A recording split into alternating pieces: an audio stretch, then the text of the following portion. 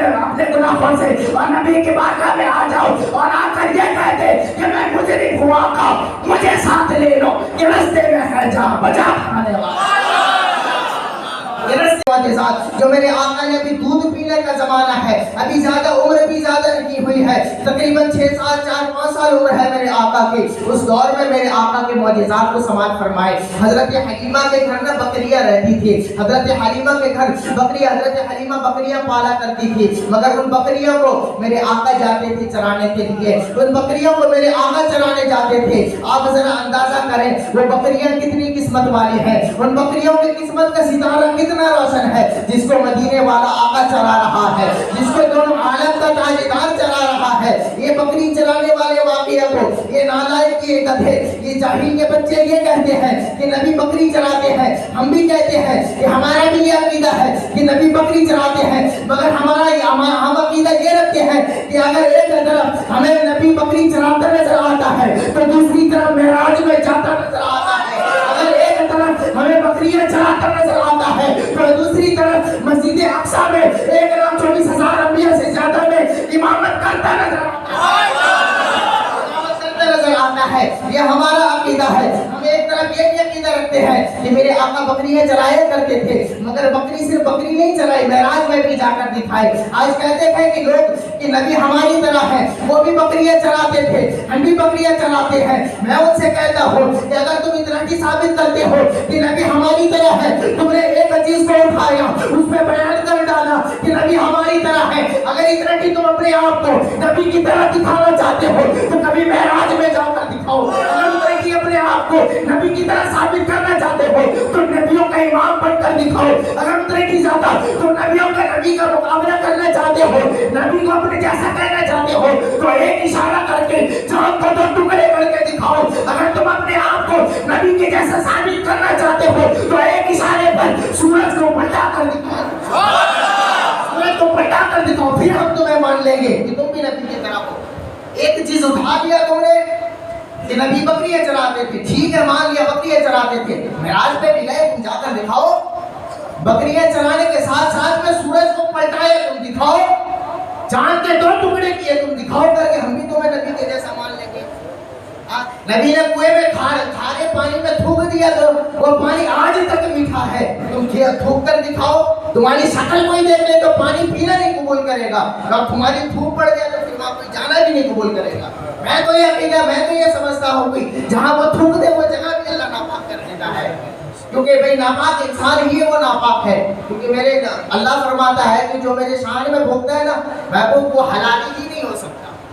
وہ حلالی ہی نہیں ہو سکتا، تو پھر وہ ناپاک ہی نہ ہوگا۔ مگر موضوع وہ نہیں ہے، موضوع یہ ہے میرے آقا کے شان دیکھے، میرے آقا حضرت حلیمہ کی بکریاں چراتے تھے، مگر وہ بکریاں کتنی قسمت والی ہیں جن کو میرے آقا نے چرایا۔ وہ بکریوں کی قسمت کا ستارہ کتنا روشن ہے، جس بکریوں کو میرے آقا نے اپنے ہاتھ سے چلایا، اپنے ہاتھ سے سنوارا، میرے آقا کی نگرانی میں وہ بکریاں رہتی تھی۔ وہ بکریوں کی قسمت پہ قربان جاؤ، ان بکریوں کی قسمت پہ قربان جاؤ، میرے آقا کی نگرانی میں رہتی تھی۔ ایک مرتبہ کا واقعہ ہے، میرے آقا کی طبیعت تھوڑا علی ہوئی، میرے آقا کی طبیعت تھوڑا ناساز رہی، حضرت حلیمہ حضور کے ہاتھ کو پکڑ کر دیکھتے ہیں، ہاتھ گرم سا محسوس ہوتا ہے، ایسا محسوس ہو رہا تھا کہ میرے نبی کو بخار آئے ہے، میرے آقا کو بھی بخار لگی ہے۔ حضرت حلیمہ تو ماں ہے نا، حضرت حلیمہ دائی ماں ہے جو دودھ پلاتی ہے، اسے دائی ماں کہتے ہیں۔ حضرت حلیمہ تو دائی ماں ہے نا، انہوں نے بچے کو دیکھا تو سمجھ لیا، انہوں نے میرے آقا کے ہاتھ کو پکڑا اور جب انہوں نے ہاتھ کو گرم پایا تو وہ سمجھ لی کہ میرے بیٹے کی طبیعت خراب ہے،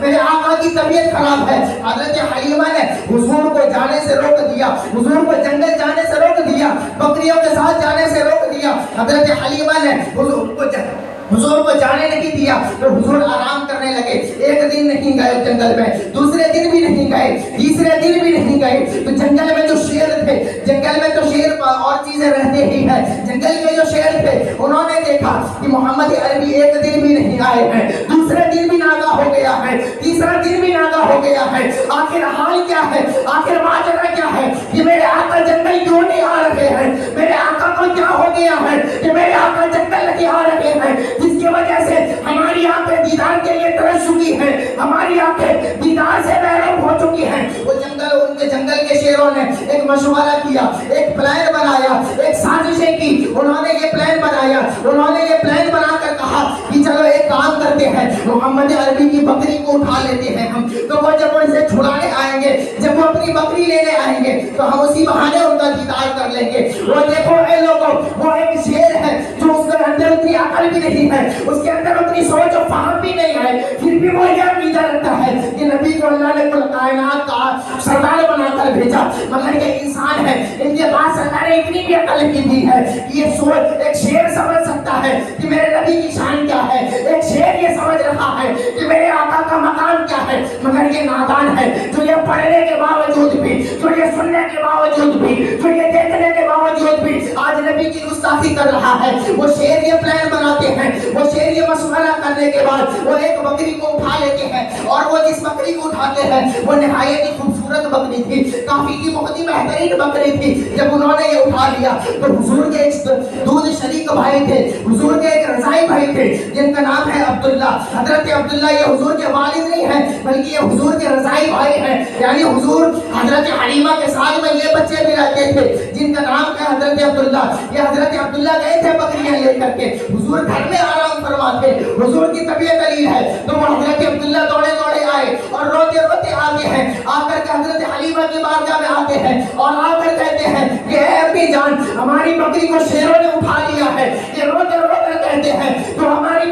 अम्मी जान, हमारी बकरी को शेरों ने ले गए हैं, शेरों ने हमें हमारी बकरी को उठाकर उन्होंने ले लिया है और वो न जाने उसके साथ क्या कर रहे हैं। आपने इतना सुना, आपकी चीख निकली, आप रोने लगे और कहने लगे हाय मेरे पास तो इतने पैसे भी नहीं है, मेरे पास इतनी दौलत भी नहीं है कि मैं दूसरी बकरियां खरीद लूं। इन शेरों ने मेरी बकरी को उठाकर ले गए हैं और अल्लाह बेहतर जाने इन्होंने मेरी बकरी के साथ क्या हाल किया होगा। जब मेरे आका को ये बात पता चलती है, मेरे आका हजरत हलीमा के पास आते हैं और अपने नन्हे नन्हे हाथों से हजरत हलीमा के आंसू पोंछते हैं और कहते हैं कि अम्मी जान क्या बात हो गई, क्या आप रो रहे हैं, ये कौन सा मामला हो गया कि जो चीज आपको रुला रही है। हजरत हलीमा फरमाती है कि ऐ मेरे प्यारे, ऐ मेरे बेटे, ये मामला हुआ है कि जंगल में तुम्हारा भाई बकरियां लेकर गया था, तो शेरों ने उस बकरी को ले गए हैं, शेरों ने उस बकरी को उठा लिया है, उन्होंने उस बकरी को अपने साथ लेकर चले गए हैं। जब इतना सुना, माँ की आंखों में आंसू देखे तो मेरे आका भी रोने लग गए, मेरे आका के भी आंखों से आंसू बहने लगे। मेरे आका फरमाते हैं कि अम्मी जान आप परेशान मत होइए, ये सिर्फ भारत के शेर क्या, पूरी दुनिया में कोई ऐसा शेर नहीं है जो मोहम्मद अरबी के इरादे के खिलाफ काम करे। अगर वो जंगल के शेर तेरी जिस बकरी को ले जा सकते हैं तो तेरा शेर उस बकरी को लाने पर भी कादिर है, तेरा शेर उस बकरी को छुड़ा कर लाने पर भी कादिर है। ए अम्मी आप परेशान मत होइए, आप फिक्र मत कीजिए, वो जंगल के शेर है, उन्होंने तो ये उठा कर ले गया है, मगर उनके अंदर उतनी हिम्मत रखी है, उनके अंदर उतनी जुर्रत रखी है कि वो मेरी बकरी को खा जाए, मेरी बकरी को वो चट कर जाए। मेरे नबी फरमाते गए इतना और जंगल की तरफ रवाना होते हैं। हजरत हलीमा ने मेरे आका के हाथ को पकड़ा और कहते हैं बेटे अभी आपकी तबीयत कलील है, आप जंगल में जाइए। हजरत हलीमा का हुजूर फरमाते हैं कि ऐ अम्मी जान आप मुझे छोड़ दीजिए, मुझे जाने दीजिए। हजरत हलीमा ने जब हुजूर ने ये कह करके जंगल की तरफ गए हैं और जंगल में जाने के बाद एक पहाड़ी के ऊपर जाते हैं और पहाड़ के ऊपर जा करके मेरे आका ये ऐलान करते हैं कि तुम में से कौन ऐसा है जिस शेर में इतनी ताकत हो गई है, तुम में से किसकी इतनी जुर्रत हो गई है कि तुमने मेरी बकरी को उठाया है, तुम में से कौन है इतनी हिम्मत वाला जिसने मोहम्मद अरबी के बकरी को चुराया है। अगर तुम में उतनी दम है, अगर तुम में उतनी ताकत है तो तुम निकल कर सामने आओ, मैं तुम्हारा इंतजार कर रहा हूँ, मोहम्मद तुम्हारा इंतजार कर रहा है। तुम्हें अगर इतनी की ताकत है, तुमने मेरी बकरियां को उठाई है, तो तुम्हें अगर उतनी ताकत है तुम मेरे सामने आओ। तो पहला ऐलान किया मेरे आका ने, कोई नहीं आया बाहर, मगर से अंदर से शेरों की डर से हालत खराब हो रही है। मेरे आका ने फिर दूसरा ऐलान किया, अगर तुम्हारे अंदर हिम्मत है तो मेरे सामने आओ, मैं देखूंगा किसके अंदर इतनी जुर्रत हो गई है जिसने मेरी बकरी को चुराया है। दूसरा ऐलान जब किया मेरे आका ने, फिर भी कोई रिस्पॉन्स नहीं मिला, फिर भी कोई बाहर नहीं आया, फिर भी कोई नहीं निकला। मगर मेरे आका ने तीसरा ऐलान किया और कहते हैं कि अगर इस बार तुम में से कोई बाहर नहीं आता है तो फिर तुम्हारा हश्र क्या होगा वो तुम जानो, तुम्हारा खुदा जाने, यहाँ मैं नहीं पता। मेरे आका इतना फरमाना था, मेरे आका का इतना कहना था نکلتے ہیں، ان کی آنکھوں میں آنسو ہے، پیر ڈر سے لرز رہے گئے، پیر ڈر سے کانپ رہے گئے، پیر ڈر سے ہل رہے گئے، لرزتے میرے آقا کی بارگاہ میں آتے ہیں اور اپنے سر کو نیچے جھکاتے ہیں، مگر آقا شیروں کا ادب دیکھیں، وہ نبی کے تاجدار کے، وہ نبیوں کے تاجدار کی بارگاہ میں آ رہے ہیں تو آنکھ میں آنسو ہے، وہ جب پیر لرز رہے ہیں منڈی نیچے کر کے سر نیچے جھکا کر کھڑے ہوتے ہیں اور یہ عرض کرتے ہیں یا رسول اللہ، انہوں نے پہلے خوب رویا، خوب دل بھر کے رویا انہوں نے، پھر وہ یہ عرض کرتے ہیں ہاتھ جوڑ کر کے یا رسول اللہ ہماری عرضی سن لی جائے، یا رسول اللہ ہماری بات کو سن لیا جائے۔ میرے آقا فرماتے ہیں کہ ٹھیک ہے سناؤ تمہاری بات کیا ہے، تمہاری بات کیا ہے، تم نے کس وجہ سے میری بکریوں کو چرایا ہے، تمہارے اس چوری کی وجہ سے، تمہاری وجہ سے آج میں نے اپنی ماں کی آنکھ میں آنسو دیکھ لیا ہے۔ جب اتنا سنا شیروں نے، شیر رونے لگے اور کہتے گئے یا رسول اللہ ہمیں معاف کر دیا جائے، یا رسول اللہ آپ ہماری ہمیں سزا دے دیجئے، آپ ہماری بوٹی کر دیجئے مگر ہمیں معاف کر دیجئے، یا رسول اللہ یہ بکری اٹھانے کے پیچھے مقصد ہمارا آپ کو تکلیف دینا نہیں تھا، مقصد ہمارا آپ کے امی کو رلانا نہیں تھا، بلکہ ہمارا مقصد یہ تھا کہ 3 دن سے آپ تشریف نہیں لا رہے ہیں، ہم 3 دن سے آپ کے دیدار سے محروم ہیں، ہماری آنکھیں 3 دن سے آپ کو دیکھنے کے لیے ترس رہی ہے، یا رسول اللہ ہم لوگوں نے یہ پلان بنایا، ہم لوگوں نے یہ مشورہ کیا کہ حضور کے بکری کو اٹھا لی جائے، جب حضور بکری چھڑانے آئیں گے تو اس بہانے سے حضور کا ہم دیدار کر لیں گے، اس بہانے سے ہم حضور کا دیدار کر لیں گے، ہم یہ سوچ کر کے آپ کی بکری کو اٹھائے تھے، یا رسول اللہ ہمیں معاف کی دیا جائے، ہمیں معاف کر دیا جائے، ہمارا مقصد آپ کو اذیت پہنچانا نہیں ہے۔ وہ آ کر کے اندھو ذرا دیکھ لو یہ عشق ہے شیروں کا، یہ جانوروں کا عشق ہے میرے آقا سے، اور تم کہتے ہو کہ میرے آقا کو کسی چیز پر اختیار نہیں ہے، تمہارا کہنا یہ ہے کہ میرے آقا کو کسی چیز پر اختیار نہیں ہے۔ وہ آ کر کے اندھو ابھی بھی تمہارے پاس وقت ہے، سمجھ جاؤ ابھی بھی تمہارے پاس وقت ہے، لوٹ آؤ اور توبہ کرو اپنے گناہوں سے اور نبی کی بارگاہ میں آ جاؤ اور آ کر یہ کہہ دے کہ میں مجرم ہوا کا مجھے ساتھ لے لو، کہ رستے میں ہے جا بجا کھانے والا، یہ رستے میں ہے جا بجا کھانے والی، یہ شان ہے میرے آقا کی، وہ جانور ہے، شیر جانور ہے، اس کے پاس اتنی عقل